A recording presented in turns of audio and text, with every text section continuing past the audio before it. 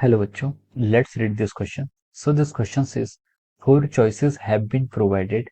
Select the correct alternatives. Okay. So the question is two long parallel wire A and B separated by a distance d carrying current I1 and I2 respectively in the same direction. Okay. Write the following steps in the sequential order to find the magnitude of the resultant magnetic field at a point P which is between the wire and is at a distance of x from the wire A. Okay. All the physical quantities are measured in the SI units. ठीक है।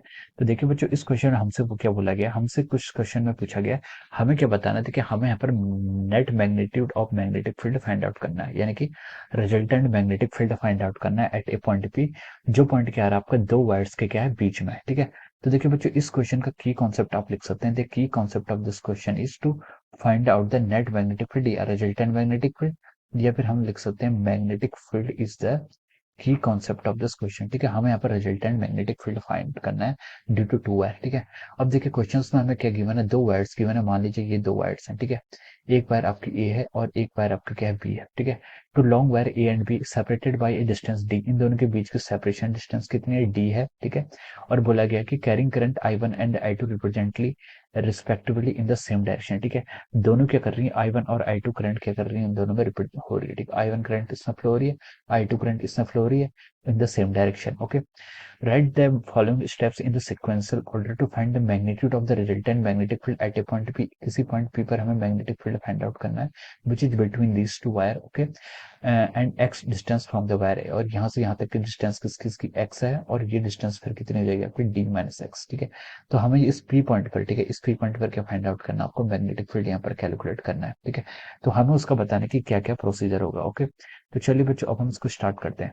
तो देखिए यहाँ पर first step क्या होगा, first step तो हमारा ये होगा कि हम क्या करेंगे। देखिए ऑप्शंस में देखते रहिए, यहाँ पर ए में लिखा है कि note the given value of I1 I2 D and x। ठीक है। तो सबसे पहले तो हमारा ए ड्रॉ होगा। ठीक है।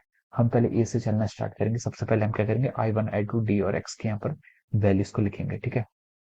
अब देखिए, अब उसके कारण क्या हम करेंगे, हमें पी पॉइंट पे मैग्नेटिक फील्ड फाइंड आउट करना है। उसके बाद हम क्या देखेंगे, देखिए ए के कारण और बी वायर के कारण यहाँ पर पी पॉइंट पे हम मैग्नेटिक फील्ड फाइंड आउट करेंगे। ठीक है। पहले हम ए के कारण मैग्नेटिक फील्ड फाइंड आउट करेंगे।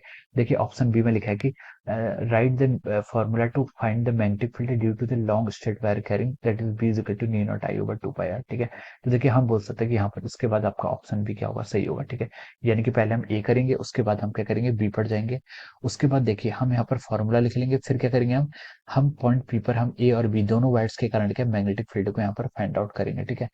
फिर इसमें देखिए यहाँ पर ऐसा कुछ फिर उसके बाद देखिए डी ऑप्शन में आइए, डी पर लिखा है कि determine the magnetic field at P due to the wire A using B is equal to mu naught I over 2 pi X. ठीक है। फिर हम डी पर आएंगे, यानी कि हम ए वायर के कारण यहाँ पर मैग्नेटिक फील्ड फाइंड आउट करेंगे। ठीक है। उसके बाद हम क्या करेंगे, देखिए ए वायर के कारण हमने फाइंड आउट कर लिया। फिर हम बी वायर के कारण यहाँ पर मैग्नेटिक फील्ड फाइंड आउट करेंगे एट द पॉइंट पी। ठीक है। डी बी वायर के कारण। अब देखिए उसके लिए हमें देखिए यहाँ पर एफ में देखिए, एफ में लिखा है कि find the determine the magnetic field B due to the wire B at point P. ठीक है। उसके बाद हम क्या करेंगे, एफ स्टेप्स पे जाएंगे। ठीक है। फिर हम यहाँ पर क्या करेंगे, देखिए अभी तक हमने क्या क्या कर लिया। अभी तक हमने सबसे पहले I1 I2 इनका मैग्नीट्यूड लिख लिया, डी और एक्स की वैल्यू लिखी। उसके बाद हम फॉर्मूला लिखेंगे कि हमें मैग्नेटिक फील्ड फाइंड आउट करना है। ठीक है। उसका formula B is equal to mu naught I over 2 pi R. ठीक है। उसके बाद फिर हम ए वायर के कारण मैग्नेटिक फील्ड पी पर फाइंड आउट करेंगे। उसके बाद का स्टेप बी वायर के कारण मैग्नेटिक फील्ड पी पर फाइंड आउट करेंगे। अब क्या करेंगे, अब हम देखिए मैग्नेटिक फील्ड की डायरेक्शन देखेंगे कि यहाँ पर मैग्नेटिक फील्ड की डायरेक्शन कहाँ पर आ रही है। ठीक है। तो देखिए इसके करस्पॉन्डिंग आपका सी ऑप्शन देखिए, सी पे लिखा है कि find the direction of the magnetic field at point P due to the wire A and B using right hand thumb rule. ठीक है। तो उसके बाद हम सी पर प्रोसीड करेंगे। ठीक है। अब देखिए सी पर प्रोसीड करने के बाद अब हमने मैग्नेटिक फील्ड फाइंड आउट कर लिया। अब देखिए इन दोनों वायर्स के कारण जो मैग्नेटिक फील्ड की डायरेक्शन आएगी, ठीक है, अगर अपवर्ड में फ्लो कर रही है तो दोनों के कारण एक I1 के कारण आपका मैग्नेटिक फील्ड क्या आ रहा है, इनटू द पेज आ रहा है, और I2 के कारण क्या आ रहा है, आपका I2 के कारण आपका आउट ऑफ द पेज आ रहा है। ठीक है। तो हम बोल सकते हैं कि अब हमारा नेक्स्ट स्टेप क्या होगा, अगर इन दोनों में ई में देखिए, ई में लिखा है कि if the direction of the magnetic field are same then the resultant magnitude is equal to the sum of B1 and B2। ठीक है। तो हमारे यहाँ पर इसका लिखेंगे। इसके बाद हमारा अगला स्टेप क्या होगा, ई स्टेप होगा। ठीक है। उसके बाद देखिए अब हम देखिए यहाँ पर अगर करंट की डायरेक्शन यानी कि सॉरी मैग्नेटिक फील्ड यहाँ पर पी पॉइंट पर दोनों के कारण सेम डायरेक्शन में होगा, तो हम उन दोनों के क्या करेंगे, यहाँ पर ऐड कर लेंगे, और अगर अपोजिट हुआ तो हम उसको क्या करेंगे, सब्ट्रैक्ट करेंगे, ठीक है। उसके बाद हमारा क्या स्टेप होगा, उसके बाद हमारा जो लास्ट स्टेप होगा, ठीक है, वो है क्या, अब देखिए जी में आइए, जी में लिखा है कि if the direction of magnetic field are opposite to each other then the resultant magnetic field is equal to the difference of B and T, ठीक है। अगर आपकी डायरेक्शन ऑफ मैग्नेटिक फील्ड के अपोजिट है तो हम क्या करेंगे, जो उनका रिजल्टेंट मैग्नेटिक फील्ड होगा वो क्या होगा, उन दोनों का क्या होता है, डिफरेंस होता है, ठीक है। तो हम लिख सकते हैं कि उसके बाद हमारा जो आपका जी ऑप्शन होगा वो क्या होगा, आपका राइट होगा, ठीक है। तो देखिए ये हमारा ऑर्डर है, ये देखिए ये आपका जो सिक्वेंशियल ऑर्डर है, ये सिक्वेंशियल ऑर्डर इसके लिए है, ये हमारा कैलकुलेशन ऑफ मैग्नेटिक फील्ड, ठीक है। यहाँ पर हमें क्या करना है, calculation of the magnetic field करना है due to the wire A and B, ठीक है। तो हम इस ऑर्डर में चलेंगे और इस ऑर्डर में चल के हमें क्या होगा, उसका फाइनली मैग्नेटिक फील्ड क्या होगा, आपको फाइंड आउट होगा, ठीक है। तो देखिए A B D F C is, ठीक है, इस ऑर्डर में चल रहा है। तो देखिए अब हम यहाँ पर ऑप्शंस को अगर मैच करें तो हम देख रहे हैं कि हमारा ऑप्शन डी है जो इसके करस्पॉन्डिंग राइट आ रहा है, ठीक है।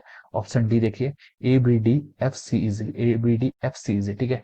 हमारे क्या ऑर्डर आ रहा है, A B D F C E and G, ठीक है, ये ऑर्डर हमारा होगा, ठीक है। तो देखिए ये आपका किस्मत दिया है, this is given in the option D, ठीक है। तो हम लिख सकते हैं यहाँ पर से कि आपका option D is the right answer और option D is the answer of this question, ठीक है। ऑप्शन डी क्या हो जाएगा, इसका करेक्ट आंसर हो जाएगा, ठीक है। So option D will be the right answer of this question, okay. So I hope you all understood this concept, all the best and thank you so much.